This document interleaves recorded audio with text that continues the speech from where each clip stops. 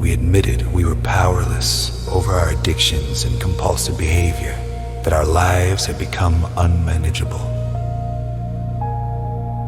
I know that nothing good lives in me, that is in my sinful nature.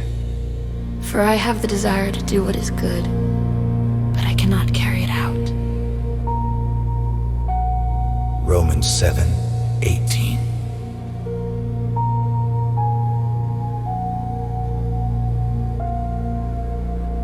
Step 2. We came to believe that power greater than ourselves could restore us to sanity. For it is God who is at work in you to will and to act according to his good purpose. Philippians 2:13.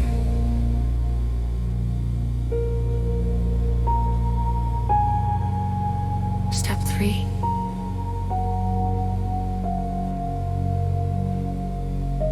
We made a decision to turn our lives and our wills over to the care of God.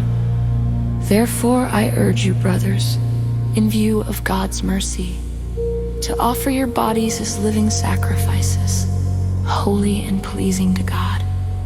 This is your spiritual act of worship. Romans 12:1.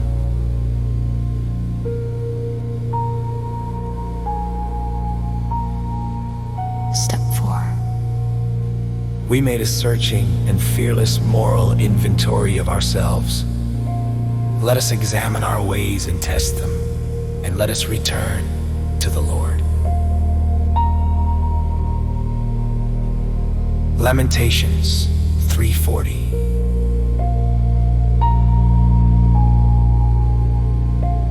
Step 5.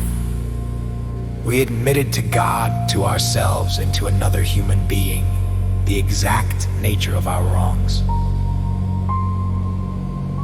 Therefore, yours, confess your sins to each other and pray for each other so that you may be healed.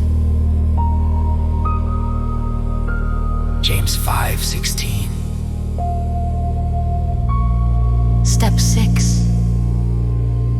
We were entirely ready to have God remove all these defects of character. Humble yourselves before the Lord, and he will lift you up. James 4:10. Step 7. We humbly asked him to remove all our shortcomings. If we confess our sins, he is faithful and just and will forgive us our sins and purify us from all unrighteousness. 1 John 1:9. Step 8. We made a list of all persons we had harmed and became willing to make amends to them all. Do to others as you would have them do to you. Luke 6:31. Step 9. We made direct amends to such people whenever possible, except when to do so would injure them or others. Therefore, if you are offering your gift at the altar, and there remember that your brother or sister has something against you, leave your gift there in front of the altar. First go and be reconciled to them. Then come and offer your gift. Matthew 5:23 through 24.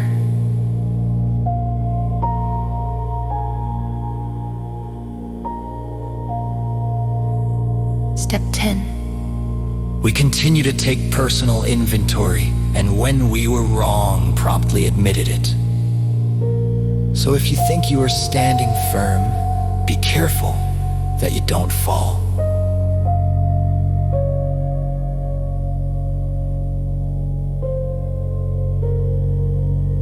First Corinthians 10:12. Step 11. We sought through prayer and meditation to implore our conscious contact with God, praying only for knowledge of his will for us and the power to carry that out. Let the word of Christ dwell in you richly.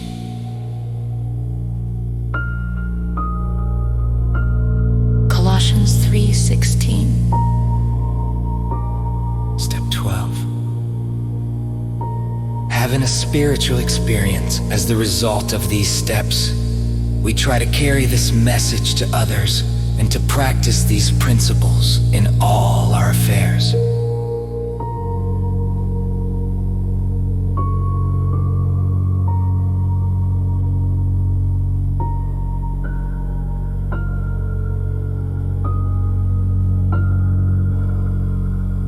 Brothers, if someone is caught in sin, you who are spiritual should restore him gently. But watch yourself, or you may also be tempted. Galatians 6:1. Beloved, grace and peace to you from our Father and the Lord Jesus Christ.